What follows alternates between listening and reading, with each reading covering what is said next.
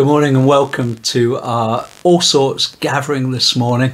We're really glad that you can be with us, and we hope that what we have to share with you will be a real encouragement to your heart, really strengthen you in your faith in the Lord Jesus Christ. So that's our hope for this morning. All Sorts literally means for us something for everyone. It's our all age gathering. It's something we've been on a journey with for quite some time now, on the first Sunday of every month, and even during this shutdown period we've managed to continue with the All Sorts program that we have. And it's a journey that we have been on from Genesis to Revelation, just untangling that scarlet thread of the gospel, the good news of God's redemption for us, from the very earliest book of the Bible right through to the end. And right now we're in the middle of the Gospels, and we're looking at the life of Jesus and the words of Jesus, and we're allowing that to encourage our hearts and strengthen us in our faith before him. So please enjoy this morning. It is going to be a feast in more ways than one. You'll have to excuse the pun, but you'll understand as we go forward. Now, last week, Ali challenged us on our RCF missional rhythm. And missional rhythms are all about developing good, godly missional habits that will encourage us to leave the confines of our own spaces, whether in all kinds of ways, and share the hope that we have in Jesus with others. And we've borrowed the idea for our missional rhythms from Michael Frost's book Surprise the World, and basically it's bells, blessing, eating, listening, learning, sending, and he encourages us to introduce these rhythms into our lives so that we might be effective at communicating the gospel with others. Now, last week, Ali asked us to consider what it meant to be sent. And and she asked us to ask ourselves a question and actually pray about whether we have been sent. Ask us to consider, have we, as we laid down at night time, whether we'd appreciated what God had created, what God had provided for us, whether we had been involved in any form of justice or restoration or reconciliation. And often, at a very local level, we experience that in our own family lives. Or simply, have I brought the light of Jesus into a conversation today? So we were asked to consider those things last week as our missional rhythm of being sent. Now this week is simple. The task is be for blessing. And we want to encourage you to be a blessing in your community, in your neighborhood. And we're going to ask that you pray to the Holy Spirit and ask the Holy Spirit to show you someone that you can intentionally bless in some way. It might be a family, it might be a community, it might be something that we haven't even began to consider, nor you. And the Holy Spirit might just shine a light on that, and he might send you to a place where you can be a blessing. It may be just leaving a gift. It may be sending a note. It may be a phone call at the right time, a word of encouragement. But what we do encourage is that it's not, we don't want to make it too easy for you, basically. So we don't want you to go, well, hey, a member of my family or a member of RCF. We want you to go beyond those borders. And listen, if you want to encourage a member of your family and a member of RCF, then go ahead. But this is something above and beyond. Be a blessing. Pray. What does it mean to be a blessing? God has called us to be a blessing. What does it mean? So we're going to challenge you with that this week. Be for blessing. And that's our missional rhythm for this week. That's your task this week. And we just pray that you will be encouraged as you go about it. And please share your stories with us over this next week, because we'll be so encouraged to hear. So basically, that's it for me now. We're going to hand over to Billy and to Anna, who are going to lead us in this Sunday morning's All Sorts gathering. Thank you. Clywodd un o'r bobl oedd yn eistedd wrth y bwrdd hyn, a dywedodd o'r Iesu, mae rhai fydd yn cael bwyta yn y ledd pam ddaw Duw i teyrnasu wedi bendithion fawr. Atebodd Iesu, roedd rhyw ddyn wedi trefnu gwledd a wahodd llawer o bobl iddi. Pan oedd y pobl yn barod, anfonodd ei was i ddweud wrth y rhai wedi cael gwahoddiad. Dewch, mae'r ledd yn barod. Ond dyma bob un nhw'n dechrau hel esgusion. Dyma un yn clywed, dwi newydd brynu chydig o dir, a mae'n rhaid i mi fynd i'w weld, neu i fesgysodi fi os gweld yn dda. Dyma un arall yn dweud, dwi newydd brynu 5 par o uchen, a dwi'n mynd i roi prawf arnyn nhw, neu i fesgysodi os gweld yn dda. A dyma un arall yn dweud, dwi newydd brodi, felly allai ddim dod.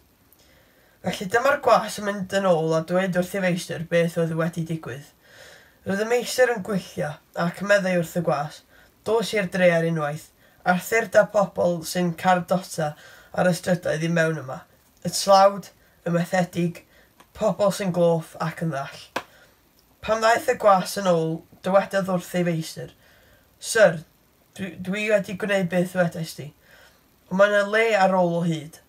Felly dyma'r meistr yn dweud, dos allan o'r ddinas i'r ffyrdd ar lonydd yng nghefn gwlad. Perswadia'r pobl sydd yno i ddod. Dwi eisiau'r tŷ fod yn llawn.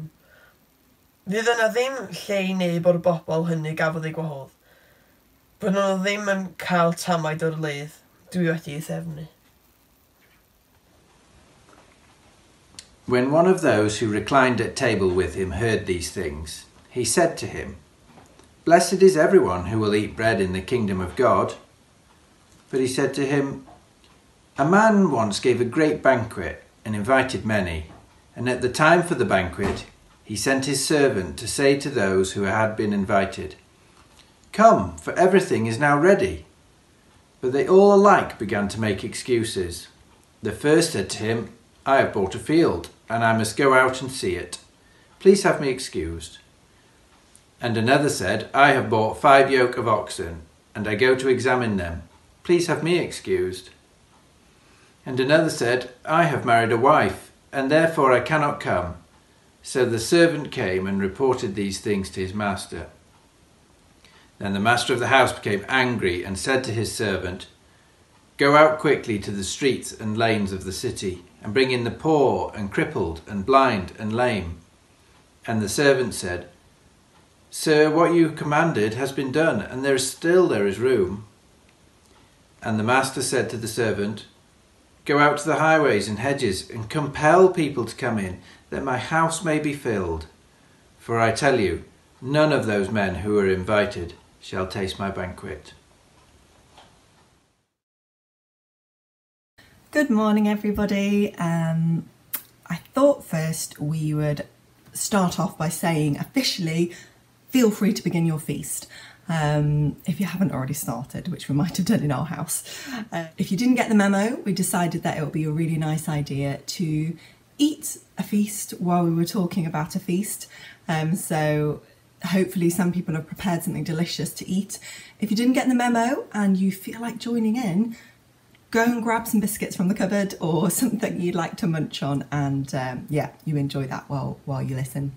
So I thought the first thing might be helpful to do is to have a think about where are we in the Bible and what's happening when Jesus tells this parable.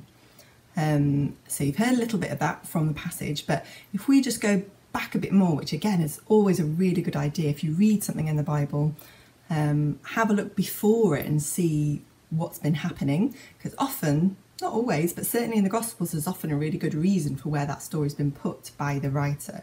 So it's good to find that out. So have a look before the story, and sometimes have a look afterwards too, to get a better idea of what's going on and what the story might be about. Especially with parables, because they're usually a story with one main message, and they're often being told to a certain kind of person or a group of people. And when you understand those two things, you you can get a lot more out of the parable and not get too confused by things which maybe you aren't supposed to be thinking so much about. So, where are we at the moment? In Luke, in one of the Gospels, the stories of Jesus' life written down in the New Testament, we find Jesus, and it tells us this in the start of chapter 14, we find Jesus is at dinner. He's having dinner out at someone's house, and it's on the Sabbath.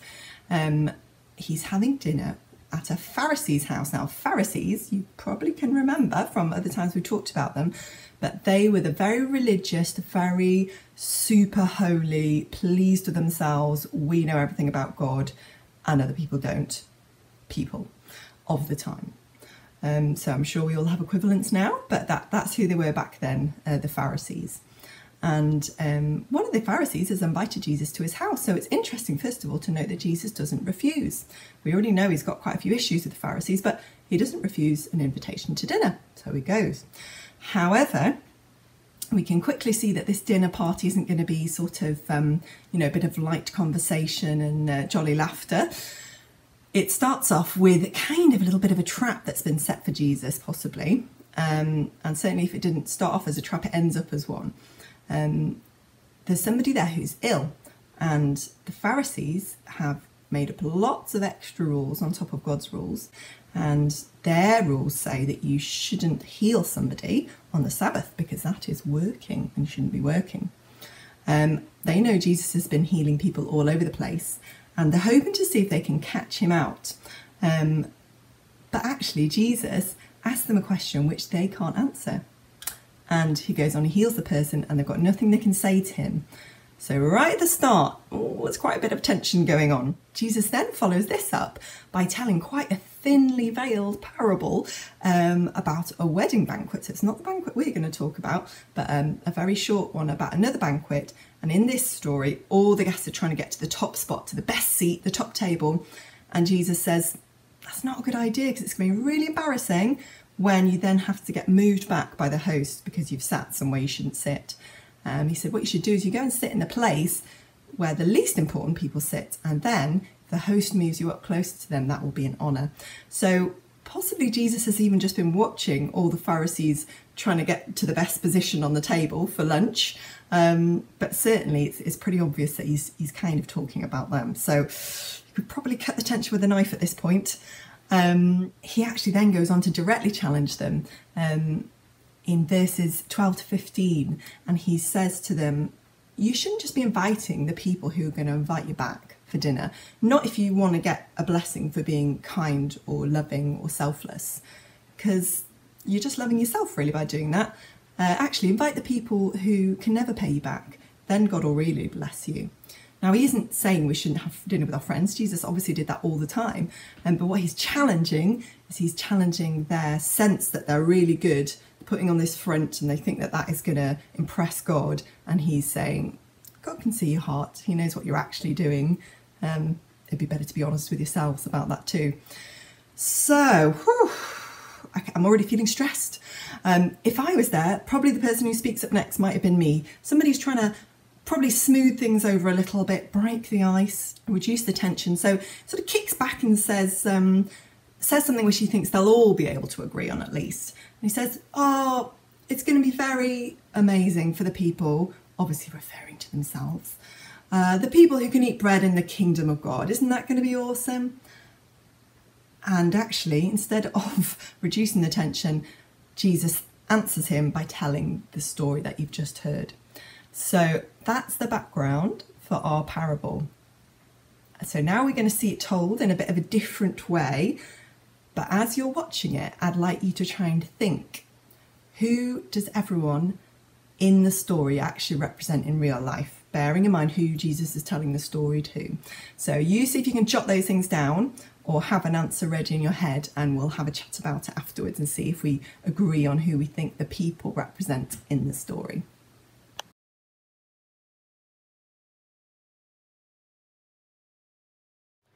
The master of a house spent a long time preparing a great feast. It would be the party to end all parties, and everything had to be perfect. Finally, One day he called his servant to go out and give invitations to the many friends and associates who knew him. The feast is ready. Mae'r Gogledd yn barod.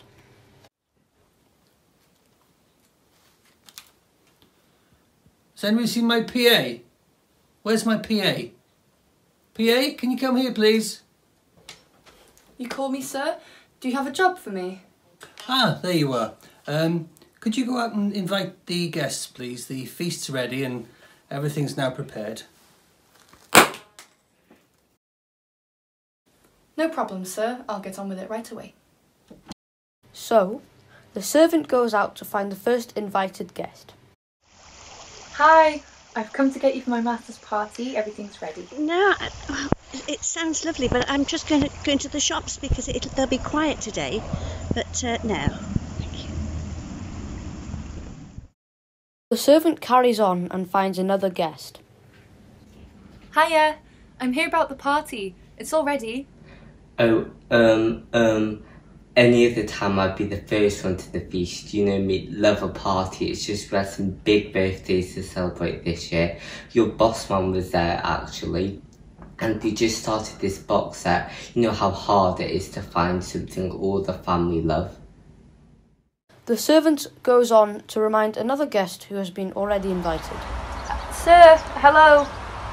Do you remember the invite? My master's party is today. Now. Sir? What, now? I can't possibly come now. I've just got the lawnmower out. I'm about to start the lawn. Oh. I'll tell you what. Tell the boss man I'll give him a call and we'll grab a coffee or something in a bit. But yeah, I've got to get on now really, and I've got to Sure. Bye. So the servant carries on and finds another guest. Hi. It's my master's party. I've come to get you. Oh, sorry, I can't come this time. I got a new cat. The servant returns to the master to report back on what the invited guest said. Sir, I've spoken to all the invited guests and none of them will come. What? None of them? Oh, well, everything's ready. I've got everything prepared, look. Right, well, I tell you what, just go out into the streets and the lanes nearby and invite the poor, invite the crippled, invite the blind and invite the lame. The servant goes out and does as his master had ordered. He finds the poor, crippled, blind and lame to join them at the feast. Hey, my master would like you to come to his party. Who, me? Yeah, that would be great. Yeah, thanks very much. Yeah.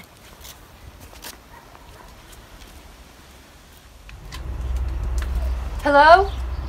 Yeah, hey. Hi, yeah, you. Hi.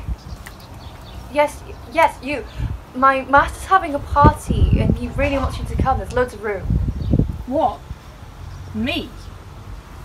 Are you sure? Yeah. Okay.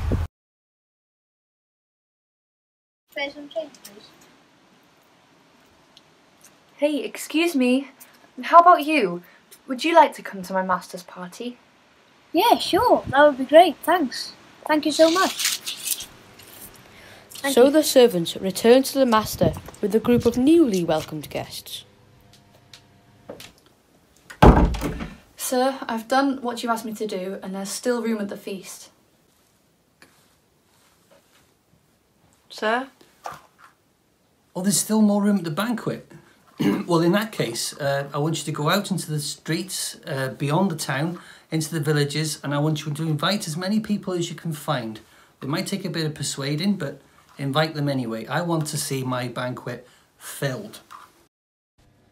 So the servant goes out to find the people on the outskirts of society, outcasts perhaps, and maybe even sleeping rough. Oh, hey, my master's having a party. Would you like to come? I've not had a shower in weeks. Oh, that's okay. You can come like that. Yippee! Hey there.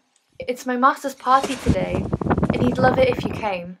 But I don't want my clothes really set for a feast, you know. That's fine. You can wear whatever you're wearing now. Yippee! Let's go!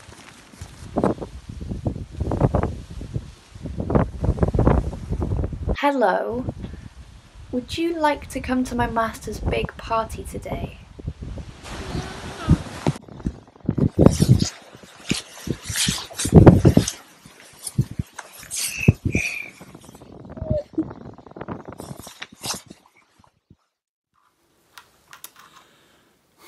Do you know, it's such a shame. Those people I invited at the start, they'll never get to taste my banquet. Such a shame. Ooh.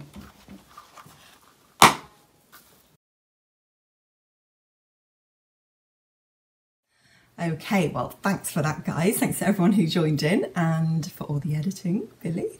Okay, who do we think was who in that story? So shout out your answers at the screen. Who do we think the boss or the master of the house was? Who was the boss man? Yeah, I think God. God is the answer for that one. You could make that more specific as to which part of God it's talking about, but I think God is good enough for us to understand what's going on with the story. So yeah, God's the boss, God's the master. How about the servant? Okay, I think it's fine to understand it just as anyone who serves God, anyone who's joining in to help God do the job of inviting people and bringing them into his feast. I think also it might refer specifically to John the Baptist. Certainly some people think that because God did give him a really special job in terms of getting the Jewish people ready that the Messiah, that Jesus, the promised one who was going to bring in the new kingdom, was on the way. So yeah, John the Baptist, I think it's a sound idea, or also just generally everyone who's working for God in his mission. How about the first set of guests? What do we think? Okay, yes, I think, yeah, they're supposed to be basically the people Jesus is having dinner with, the Pharisees. So you can see why they're not going to really enjoy the story. And I imagine they knew who they were in the story because they weren't stupid. They're often very clever people. So yeah, the Pharisees, certainly the Jewish people who already knew about God, knew about his plan and the fact that the new kingdom was coming, and would be the first to get invited because they were already part of the plan, but actually were missing the boat and not ready for who Jesus was and what God's new kingdom was going to look like. Yeah, so I think that's who the first lot of guests are. And what's really, I think it's supposed to be quite funny. In our sketch, we made them quite funny excuses for not going. And I think Jesus's excuses that he gives to the people in his story are supposed to be silly. They're not supposed to be like reasonable excuses. So for example, if you bought a piece of land, you'd go and look at it first. You wouldn't just buy some land and then decide, oh, I'll go and look at it tonight after and see if it's any good, worth what I paid for it. So the excuses he gives for these people are supposed to be, I think, to make people laugh a little bit, or certainly to think, well, that's ridiculous, that's not a valid excuse. Yeah, so that's that group of people. How about the first lot of guests who actually do end up coming? What do you think about them? Yeah, so I think this first lot of guests is probably referring to all the kind of people who were in Jewish society at that time, who would have been around the Pharisees, but who the Pharisees, super holy people, thought were unclean for some reason, or not worthy. They wouldn't have thought they should be invited into God's new kingdom, to the banquet. So often that was people who were poorly or poor, and the Pharisees would have thought, well, they're poorly and they're poor for a good reason, because they've done something wrong, or they're just not good enough, they're not clean. So I think that's the first lot of people who are invited, is the people that were actually already hanging out with Jesus as he was going around preaching and teaching, the people who made up his disciples, those kind of people. How about then our last set of characters in the story? What about the next lot of guests? Yeah, so maybe this one's a bit more tricky to think about, but I think most people would agree who are looking at the story now, that what that's then talking about is that God's kingdom isn't just going to include the Jews, and it's not just going to include the Jews who are poor, who've got problems, who are, crippled and lame. It's actually then going to extend out beyond the city, into the countryside, basically like when Jesus tells the disciples, I want you to go to the ends of the earth bringing the good news. And he tells Peter, doesn't he, in that vision with the unclean animals coming down, he helps them to understand that this message is going to be for everybody. The people you thought were out of the picture, God wants to bring them in. So Gentiles, for most of us, that's us. So this is good news. We're in the story. And we're that last lot of people who are sleeping under hedges. Those are my interpretations, and reading around a bit, that seems to be what a lot of people would agree with. So yeah, hopefully they kind of matched up with what you thought.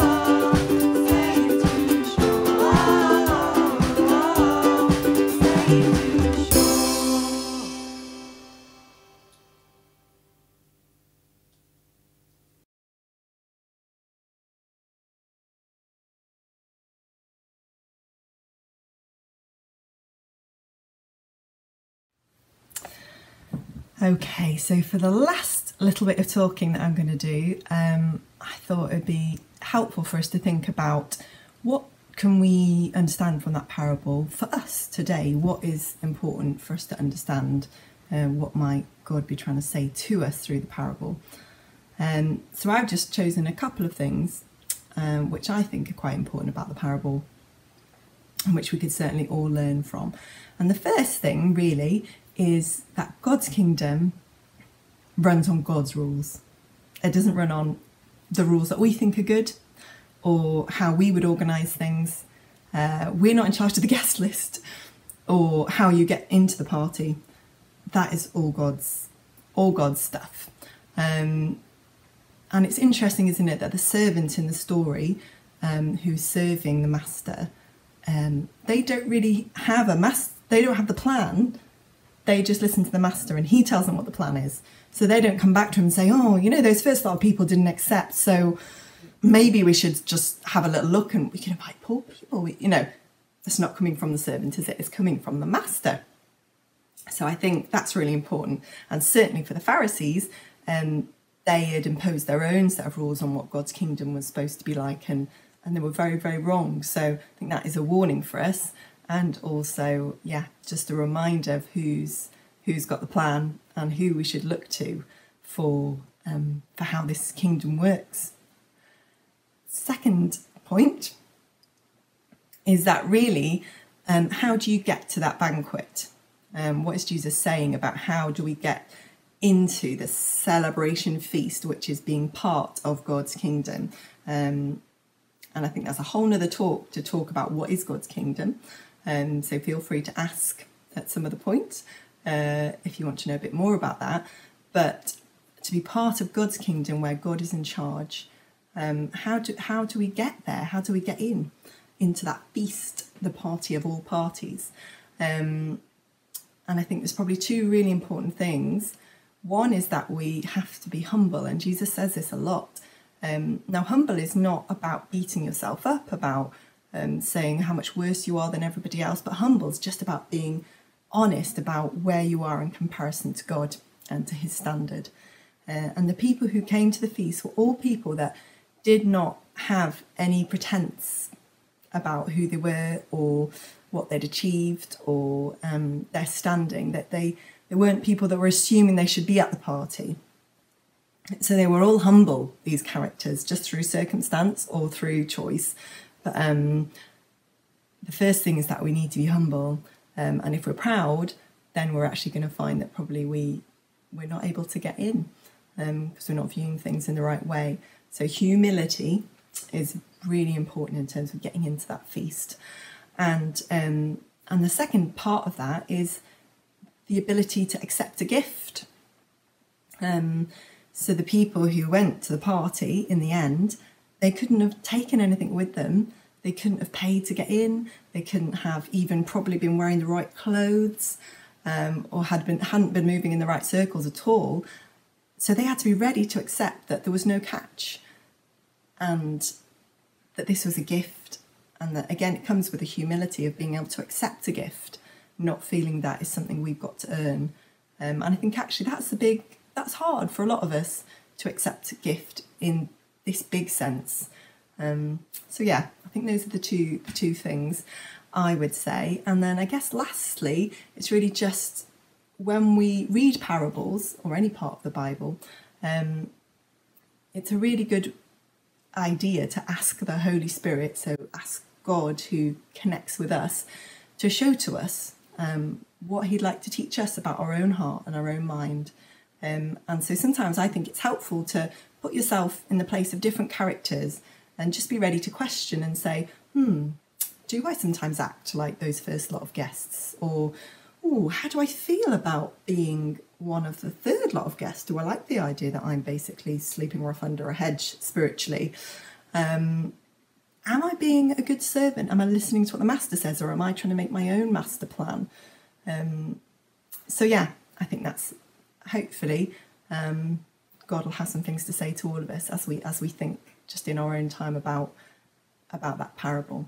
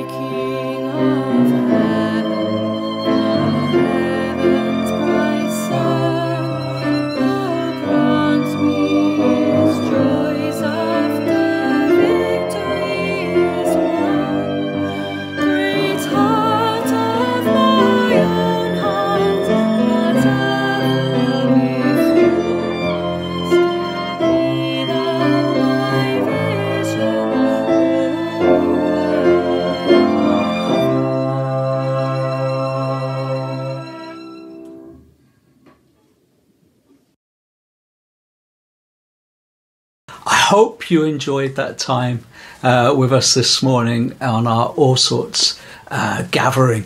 I can't tell you how much work goes into something like that. Before the shutdown, we would all prepare our pieces, we would bring it together on a Sunday morning, and it would be fairly straightforward and simple. But because of the lockdown, it's all having to be edited and put together and drawn out, and it's a huge amount of work. So I just want to thank Billy and Anna for all of their hard work, and everybody else who contributed this morning. It's appreciated so much, and I hope it's been a blessing to all of you guys who are watching wherever you are this morning. So our thanks, heartfelt thanks to all those who have contributed today in any way whatsoever. If you're watching at home or watching on this broadcast and you would like to know more about us, you can find out more about us by going to our website, www.rcfnorthwales.com. And if you visit us, you'll be able to find out all kinds of things about what we believe and who we are and where we meet and all of that sort of stuff. But also, more importantly, you can go on our website and find out more about Jesus. And if you click on the About Us button, on the pull down, you will find what is Christianity. Click on that. And there's all kinds of information and helps on that page that will be of a real encouragement to you as you seek out what is Jesus to me? Who is Jesus? What are the claims about his life? So please visit that page, have a look, enjoy the contents. And if you have any more questions, then please contact us more directly. Now, that leads me on to the next bit. If you want to contact us, and we would love to hear from you, again, under the About Us button on the pull down, you will find a little button that says Contact Us. Click on that, and there's a little form that you can fill in and leave your details and leave your message, and we can get back to you. Very shortly, again, talking about knowing more about Jesus, we're starting a course, an online course, in fact, called Alpha. And I would like to introduce you to a little bit about Alpha. So we're going to do that right now. We're really excited about the Alpha course that we're going to start in a couple of weeks. And you and Billy are going to be hosting this. So could you maybe introduce yourself? Yeah, sure. Well, my name's Geraint. I'm married to Billy. Unfortunately, you can see she can't be with me right now. But as you say, yeah, we'll be running the Alpha course this time. I am a father of 2. I work in pharmaceuticals, and I've been living in Rhythm for 13 years. Going to church at RCF as well for about the same amount of time. Wonderful, thank you, guys. Could you maybe, for those who don't really know what Alpha is, describe what they could describe it and maybe what they can expect? Yeah, sure. Well, Alpha is it's really an opportunity to explore the Christian faith, really, and it's an 11-week course, and each week we listen to a series of talks on a particular subject, and then we just discuss it and we debate it with each other, and it's really people's opportunity then to ask all the awkward questions. There's no question off limits, there's nothing out of bounds. People can ask exactly, the kind of difficult, tough questions that they want to ask. I can't promise we'll have the answers, but it's just really an opportunity for people to be able to share their thoughts, really, and their feelings on these different matters. So every week we'll cover a different topic. So, for example, one week we'll look at who Jesus is. The next week we'll look at what the Bible says about why Jesus died. And as I say, every week we'll look at a different aspect of the Christian faith. And then, so it's typically an hour's length. So we start off with something like an icebreaker. Then we'll listen to a 15-minute, we'll watch a 15-minute video presentation. And then we'll have about half an hour to discuss what was in the video. And what we're planning to do is, because we're doing this online this time, what we're hoping to do is have breakout groups within the Zoom meetings. So depending on who we have coming along, the idea is hopefully that we'll have one group discussion where we can run that in English, and another group discussion where we can run it in Welsh. Yeah, and it's just fantastic. I mean, I love it. I did it where, when I first became a Christian, that's kind of how I became a Christian, was through an Alpha course, and people. I've never met anybody who hasn't taken something away from it, who hasn't come away from that thinking, that they've learned something, or they've had an opportunity to share. Wonderful. So when does this all begin then, Gavin? Yeah, well, we're going to kick off in a couple of weeks. So on Monday the 13th, okay, we're going to be starting at 7:30, and it'll all be online this time. It's exciting. We've never done an Alpha via Zoom before, so there's a first time for everything. And how can I get involved? Well, if you want to contact me directly, you can do via my mobile number, which is 07712 431 002. So that's 07712 431 002. You can get in touch with us through the church website, and I'll also be setting up the course on the official Alpha website, so you'll be able to find it there, and I believe you'll be able to register that way. Wonderful. Really looking forward to it. Thank you very much, Gavin. Me too. Brilliant. Okay, so now I hope that you understand really a little bit more about what this Alpha course is about. We'd love you to be involved. We've got limited numbers, so the sooner we hear from you, the sooner we can put your name down. That would be absolutely wonderful. So please join in. Please get involved, and we would want to encourage you in any way that we can possibly do so. So register your interest with us by phoning or filling in the contact form on the website.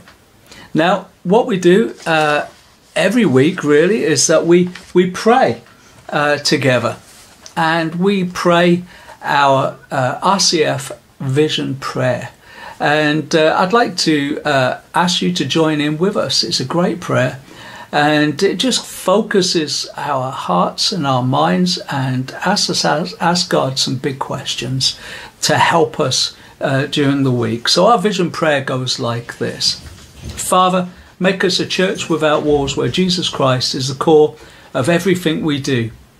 Teach us how to love people better. Help us make disciples. Holy Spirit, equip us for reviving faith in our own communities. Keep us growing and maturing in you. Amen. And we're going to say the grace together. The grace of our Lord Jesus Christ and the love of God and the fellowship of the Holy Spirit be with us all evermore. Amen.